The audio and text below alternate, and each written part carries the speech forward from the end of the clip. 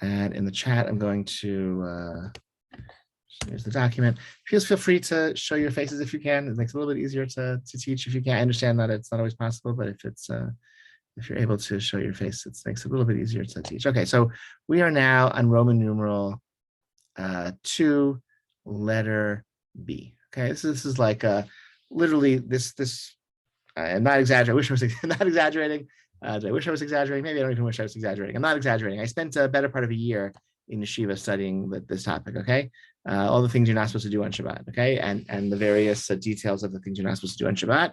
So we're not going to cover it in this class. We'll probably spend a few classes going through some of these, but it's not going to be super comprehensive. But it hopefully gives you some framework for understanding these laws and their importance. And there's some references for further research.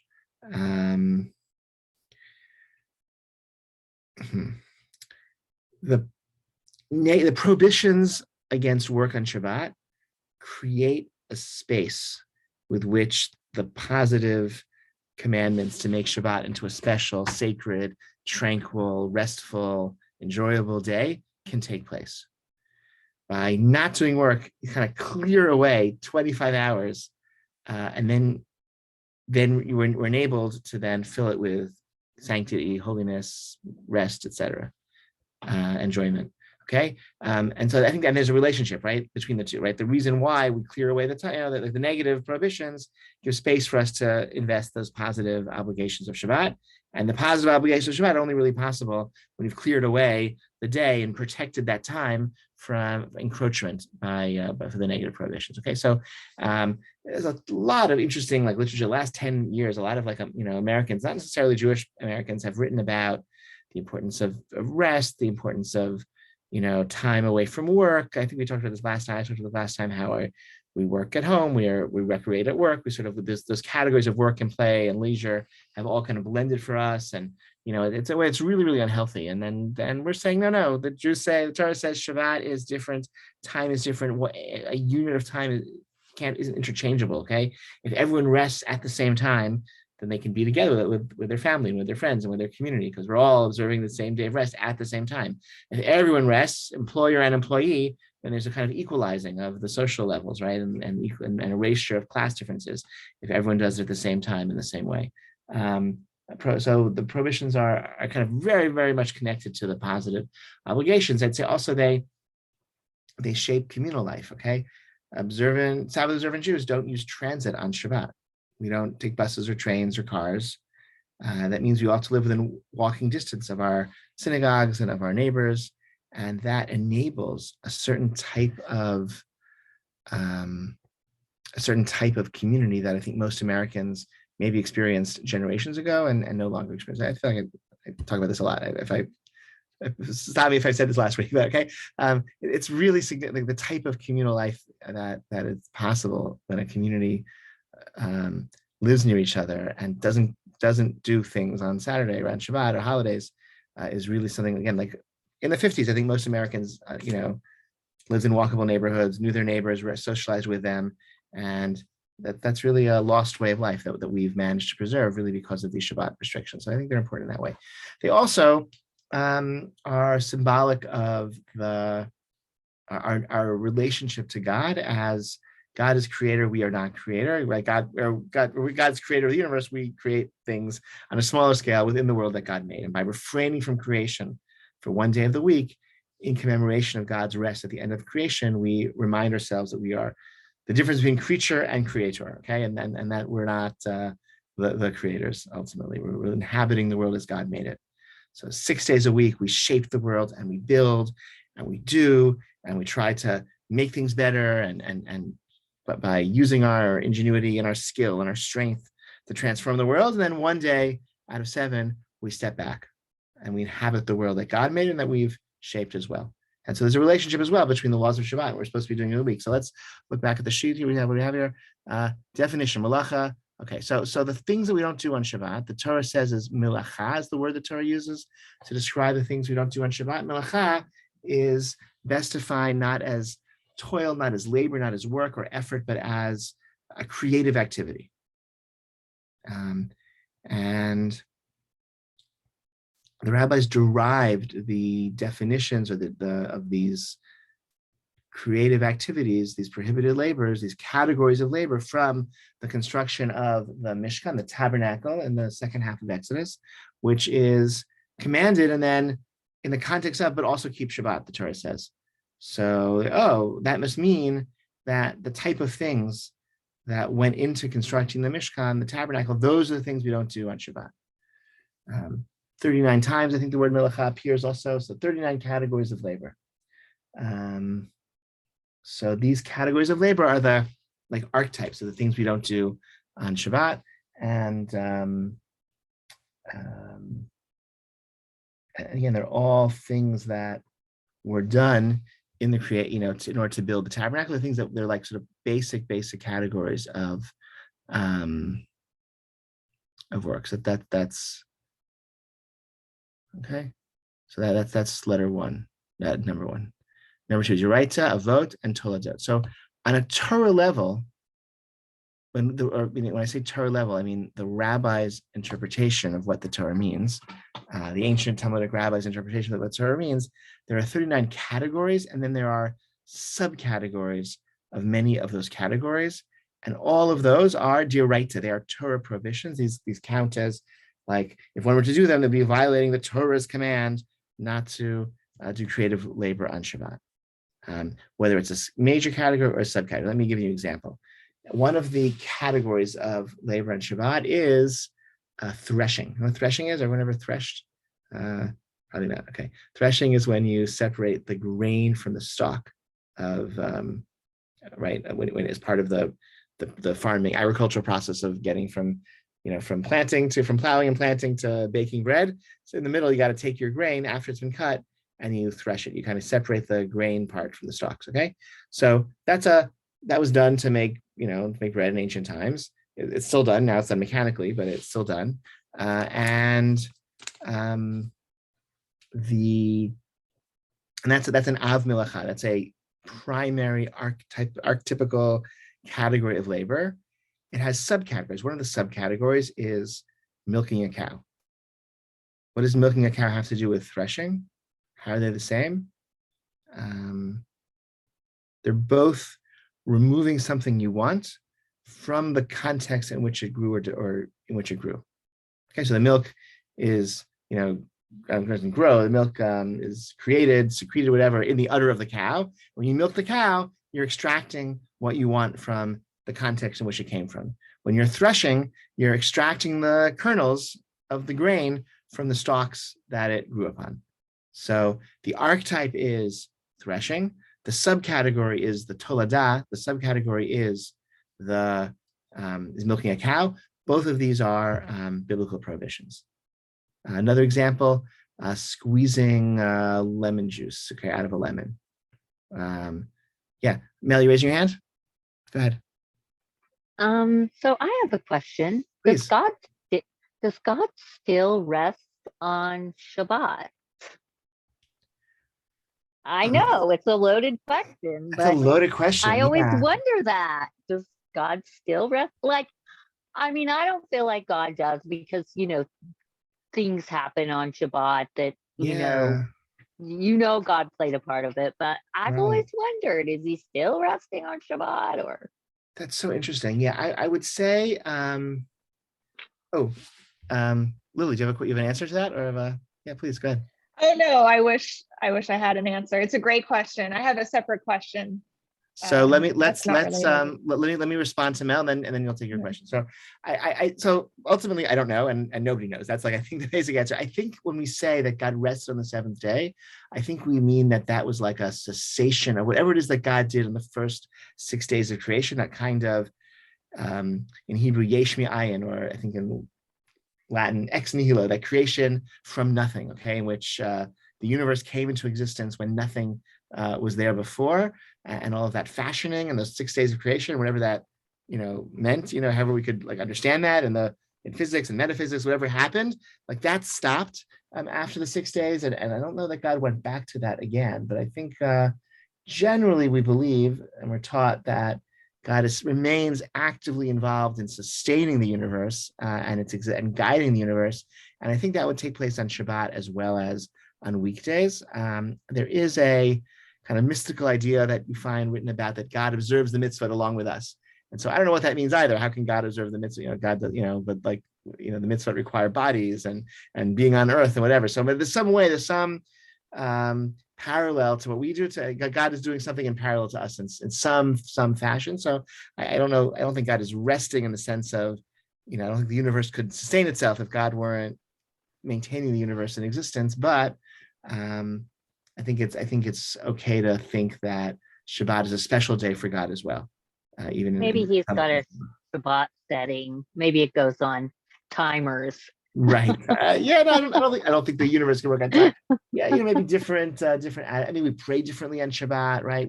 Our relationship to God is transformed on Shabbat. So it makes sense that in some ways that would be from God's perspective too, that would be different. That's the best I can offer you right now. It's a really good question. Thank you. Thank you so much. Lily, you want to get a question? Yeah, so I was wondering how people should or do navigate the gray zones of what violates the spirit of Shabbat, but not really written in a rule. Or the example I thought I was working with my brain was if not exercising, but truly enjoying yoga, but not going too far. What is the middle ground, or how do people navigate that? Yeah, wow. So that's like jumping ahead a little bit, but it's a good question. Oh. So I'll answer it now. So like once we have it's like step one, okay, is you got to learn the black and white, like what are the 39 categories of labor? What are the derivatives? What are the rabbinic extensions? That comes next, right? Like, because the rabbis also legislated, this isn't actually a biblical prohibition. It's not one of the 39, but you can't do it anyway because it may lead to, like, you can't ride a horse. The rabbis say, lest you come to, you can't ride a horse lest you come to break off a stick, to use to guide the horse, right? That's for example, right? So there are certain rabbinic restrictions as well. So now, once that's all taken care of, once you've learned and you've studied and you've cultivated, like a real and internalized, like these are the things I don't do on Shabbat, black letter law, okay, which is, quite hundreds of details and takes, a great deal of time to like really master. I think, maybe in a couple of weeks of reading, you can get a basic, mastery, but then it's maybe a lifetime to like refine, which is great, refine that observance. So now you have to figure out what about something which doesn't fall into any of these categories per se, but is it or is it not restful? Is it consistent with the spirit of the day? So I think exercise is a really good example. I think if you're like a friendly game of like catch among friends, if you're in an Eruv, a place where it's permissible to carry and throw on Shabbat, for like friends to like toss a ball back and forth seems okay. I think to like play in like a league game where you're sweating and getting all dirty and falling in the mud and getting really competitive and like doesn't seem to me so much in the spirit of Shabbat. And I think there might be some gray areas in between. So yoga, I'd say going to a yoga class that you're paying for, that you're that seems like not so consistent with Shabbat. But like to sit in your room, maybe you wake up in the morning and before you go to the synagogue for your prayers, you're going to do like a yoga exercise to refine your, sort of quiet your mind and, have like the, ground yourself or whatever it is. Like that seems totally appropriate. So I think it's, I think some of those types of questions depend on context and it depends on who like when we, I started my career working at a university community, and when we were at Princeton, students would want to ask us about studying, for exams or doing homework, doing reading assignments on Shabbat. So I thought if you're doing it, like I'm reading this book because to prepare for my exam tomorrow, like that's, that seems inappropriate. But if it's like, well, this book is, contains wisdom and I'm enlightened and enriched by reading it, well, that seems more appropriate, right? I'm reading this book and thinking about truth, that seems very appropriate for Shabbat versus I'm studying for an exam and it's taken 3 days. And that's why I'm doing it, which seems very inappropriate, so maybe there's like there's gray areas. I think the way that we figure out those gray areas, you speak to a rabbi or a halachic scholar for guidance. That's like one approach. I mean, that's one recommended way to get guidance in these gray areas. Also, like the more you invest in studying and cultivating like a real sensitivity to those details, the better equipped you are to kind of figure out some of those gray areas. Does that make sense? Like the way we learn how to do the gray areas is by like figuring out the cases that aren't gray. The more examples you have of black, white, black, white, black, white, and you sort of figure out what that landscape looks like, then the grays become like easier for you to navigate because you have so much experience with the black and white, learning it and observing it and keeping it. Is that helpful? It is. It also makes me, I can see why it took a year-long class to really get into it. It's very complex. It is very complex. It's very complex, but it's real. But don't be scared. Like just like jump in. Like really jump in, and you'll make some mistakes, and you'll learn about it. And that's fine. Just jump in. Like don't. I think Shabbat is really wonderful. It's really wonderful and really enjoyable. And like don't. I think you just read about it in books. You go, oh my gosh, it's like how could you walk? I didn't do anything because everything you're so nervous about. Accidentally doing. But just don't be scared. Just jump in and try it. And I think I'm pretty sure you'll like it. I think it really. Can transform life in a really positive way. The kind of rest and relaxation and enjoyment and friendship and community that it makes possible is really special. Other questions or comments before we go on to the next? Okay. It's a small group, so just you can unmute yourself and just blurt it out if you think of something else. Okay, you don't have to raise your hand. All right.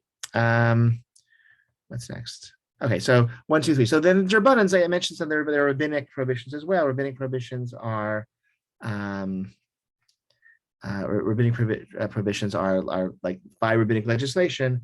These additional things are prohibited, and so all of that matters. So riding a horse is a good example of something which it doesn't violate a biblical prohibition, but it violates a rabbinic prohibition. And another example of like a rabbinic prohibition would be if you do a biblical violation, but without all of the like necessary requirements. Like, I think you have this probably in American law too. In order to be a class A felony, it has to have A, B, and C elements.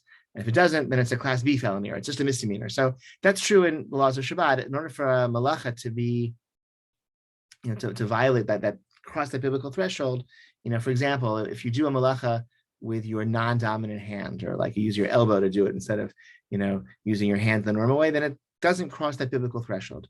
Or if 2 people do an activity instead of 1 person, then neither of them, right, doesn't cross that biblical threshold. It has to be, because the Torah is prohibiting malacha. It's prohibiting like intentional, creative activity. And so if you do it in a sloppy way or an unusual way, or 2 people do it, or you do it for some alternative purpose, like you dig a hole, not because I want the hole, because I want the dirt for something. So that's not a biblical violation because I'm doing it for a different purpose. If I'm milking a cow, not because I want the milk, but because I want to relieve the pain of the cow. If you don't milk a cow every day, it really hurts the cow. It's not good for the cow. So I'm milking the cow on Shabbat, not because I want the milk, but because I want to relieve the suffering of the cow. That also doesn't reach that's not a biblical violation of Shabbat. It's only a rabbinic violation of Shabbat. And once it's a rabbinic violation, not actually crossing the lines of the Torah, but just precautions that the rabbis established, then there are certain circumstances where we might permit it under extenuating circumstances,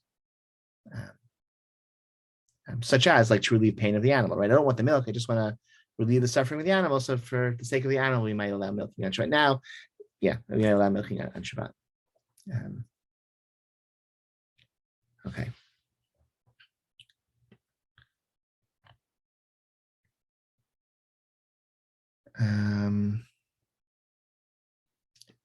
So muktzah means things that are set aside from Shabbat use. So when Shabbat starts, if something has no Shabbat use, or it's a very expensive item and I wouldn't just handle it for no reason, so it's always set aside, or it's not an object, it's just a stick or a rock, things like that have no Shabbat use, we're not supposed to move them or handle them on Shabbat. So that's called muktzah. So your wallet, your money, a very expensive camera, right? These things, they have no Shabbat, a pen or pencil, they have no Shabbat use, or they're very expensive and we don't move them around for no purpose. So we don't move them on Shabbat. There are ways you could, if it's on a chair and you just sit down in the chair, or there are certain circumstances where you could move it, but in general, we avoid moving it. All those muktzah items, those set aside items that have no Shabbat purpose, we put them away before Shabbat starts. So that's part of Shabbat preparations is, turning on and off the lights to where how you want them, and setting up your food, so you're not cooking or heating in a problematic way, and turning off the light bulb in your refrigerator so you can open and close the door without the light going on and off, and all those. Get your house ready, and you also put all the muktzah items away. The iPads, the Amazon Kindles, your wallet, okay, your pen and paper, all that. So you put them all away so that you can go through the day without having to move them or touch them or handle them. Okay, the next numbers are like cooking and stuff is a pretty long. I don't know if we can do it really in 5 in like 15 minutes. Should we try? Maybe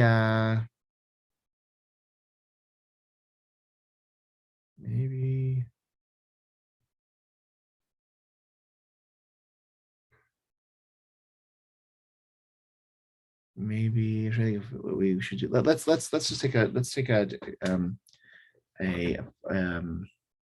do you call it? What do you call it? Detour. Okay. I want to just get like a list that we can look at together of the 39 melachot. Okay, just so we have so we can just sort of have that all in mind. Okay.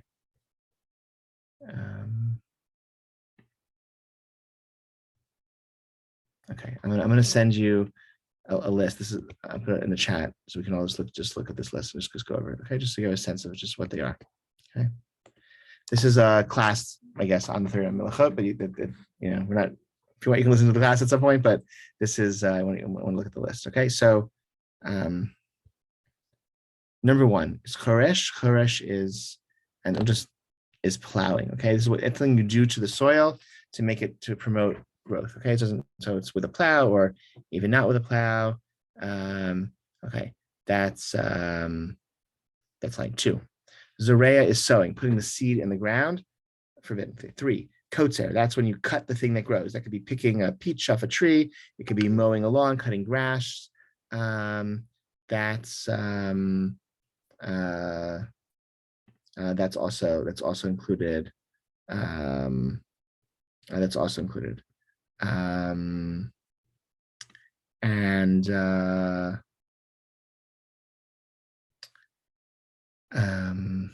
lost the list. Where do I go? Ma'amer is gathering, which is when after you've cut the grass and all that, you sort of heap it up into big piles. That is that would be ma'amer. That falls into this as well. 5, dash is threshing. We talked about threshing, right? That's when you beat the grains off the stalks. 6, zora. Zora is winnowing. You sort of throw it up into the air, and the wind so separates the wheat from the chaff. Borer is sorting, okay, or sifting, sorting. Sorry, borer is sorting when you sort of remove wheat from the chaff using a sifter maybe, or even not using a sifter, taking out the stones from the grains. That borer is very common, like that could come up in the kitchen if you're picking out things you don't want from a salad or something like that. That could be borer. It's like a very, very common issue in the kitchen. 8, tochen. Tochen is grinding, okay? Grinding grains into flour, okay? Number 10 is Moroccan sifting with a sifter, very similar to borer, okay? But just which stages of the process. Lash is kneading, okay? When you add liquid to flour and you make some sort of thick dough. 11, ofa bishul, cooking or baking, final stage. Right? So all these first 11 are all about getting to bread, okay? They're all about providing food, okay? All these stages. 12 goes to shearing, when you cut off wool from a sheep. 13, melaben, laundering, when you kind of clean out the wool, get the lanolin off the wool. 14, menafex, when you comb the wool. 15, sovea is dyeing, you dye the wool, but anything that you color, you can't dye any fabric, anything you would change colors would be a problem. 16, tove is spinning, when you take the wool and you turn it into yarn. Mesach and osebate nirin, 17 and 18 is setting up a loom. And then 19, oreg is weaving, okay? So, can't weave on Shabbat or anything leading up to it. 20 is potzeh, that's when you cut the fabric that you've woven off the loom. Okay? So these are very few extensions of these that are contemporary, but obviously you can't weave, okay? Knitting is really interesting. Knitting was invented, knitting was invented in the Middle Ages. It's not, it's really interesting. It's not actually a knot, and it's not weaving. It's its own kind of thing that was invented in the Middle Ages. So we can't knit on Shabbat, but it's unclear, which category it falls into. Okay. 20 is kosher, 22 is 21, 22 is kosher and matir, tying a knot and untying a knot. Any knot that's like a permanent knot, that's a professional knot, like a sailor's knot, is a problem, but like tie a bow knot is okay. Simple necktie is probably okay. But a professional knot that would endure or untying one is a problem. Next, 23 is sewing. 24 is korea, tearing, the sort of opposites, right? Connecting two things or detaching two things. And 25, tzad is trapping. You take an animal and you're catching it somewhere because you want the animal, okay? If you trap the animal, not because you want it, but because you want to get rid of it, okay? Then that's only a d'rabbanan, it's only a rabbinic prohibition. And if you do that because you're scared of the animal, that would be permissible, right? So catching an animal that you're going to eat or whatever, like that's a biblical prohibition. But if you catch the animal because it's a snake and you're worried it's going to bite you, or it's a scorpion, right? Then that would be only rabbinic prohibition. You don't want the snake, you want the snake away from you, okay? So that's similar to digging the hole, not because you want the hole, you just want the dirt. I'm trapping the animal, not because I want the animal, because I want to restrain it and keep it confined. So that is, so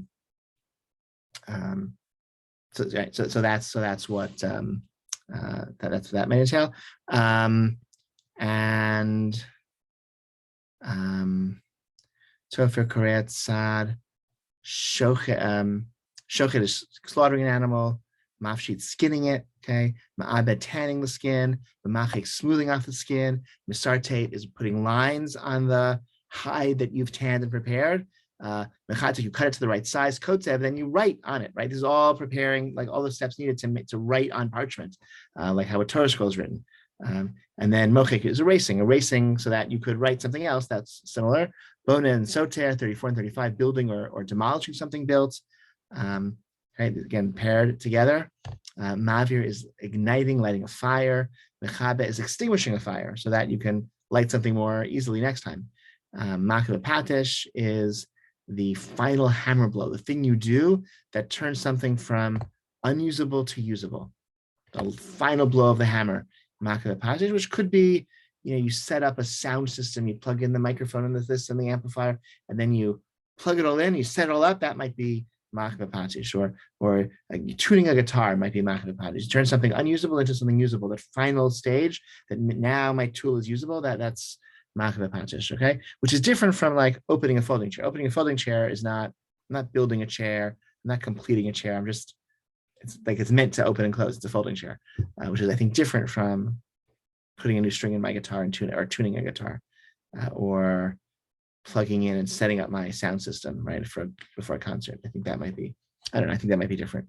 And then finally is transporting, hotzah, carrying something from one domain to another, unless we have an Eruv in place that merges those domains, which permits carrying a child. There's a lot of things. Each one of these, again, has subcategories and subcategories of the subcategories. But I hopefully you have like a broad sense now of what these malachot are. And I think if you're, those of you who are interested in taking upon yourself a Shabbat observance or experimenting with Shabbat observance, it's worth getting a good book that goes through the laws of Shabbat, so you understand like what these, the most relevant of these 39 categories are as they pertain to contemporary life. Okay. I'd say one thing that's not on this list, obviously, is the use of electricity. We'll end with that tonight. The use of electricity is not obviously one of these 39 categories of labor. When electricity was first invented, every important rabbi or most important rabbis said you can't use electricity on Shabbat, but they weren't quite sure why. Some said it was a form of lighting a fire, that electricity was an invisible fire flowing through the electric wires. And so that's what should be forbidden. Others said turning on and closing an electric circuit was like Makabe Patish, was like that final hammer blow. I have a radio sitting on my table and it's silent and doesn't do anything. And I turn the switch and I complete the circuit. I built that circuit and now it's making noise. So it's like the final hammer blow. But that's not really so. Neither of these are really compelling because electricity isn't fire going through wires. And I'm not completing the radio when I turn it on. Like if I close the door, I'm not building a wall. I'm just opening and closing a door, okay? Opening and closing a circuit isn't building anything. It's just operating the radio. And so the more convincing answer to me is that there isn't necessarily any one of these 39 categories of labor implicated in the use of electronic devices on Shabbat, but nonetheless, there was a universal practice among South observant Jews not to use electronic devices on Shabbat. And for those of us who aren't farmers anymore, refraining from electronic devices is probably the most distinctive thing about our Shabbat observance, the thing that really sets the day apart and makes it really different. Like, I don't winnow, I don't plow, I don't set up looms, okay, ever, okay? What I do all week long is use my computer and send emails and, on my phone. And that's what I do, like, for 6 days of the week. And so not doing those things on Shabbat is probably the most distinctive feature of, like, the day being restful and different and sacred and special. And so even if it's not one of these 39 categories, I think refraining from use of electronic devices on Shabbat is a positive mitzvah of making the day a restful day. And there's a kind of separate rabbinic prohibition against ud and dechol, against doing things on Shabbat that are weekday activities, like going to your yoga class, maybe, right? I'm not writing, I'm not paying the instructor because I paid, already, but like being in my class around all my classmates who are listening to music on their phones and writing things out, right? Like, that's not a Shabbat atmosphere, right? So the atmosphere in Shabbat should be special and different, right? So I think it's so important, so valuable to have a day that you're not using, electronic devices. It's so such a totalizing part of our lives that refraining from that is like extra valuable in our modern times, even if it can't necessarily be easily slotted into one of these 39 prior categories. All right, questions or comments on this last chunk of stuff we just did?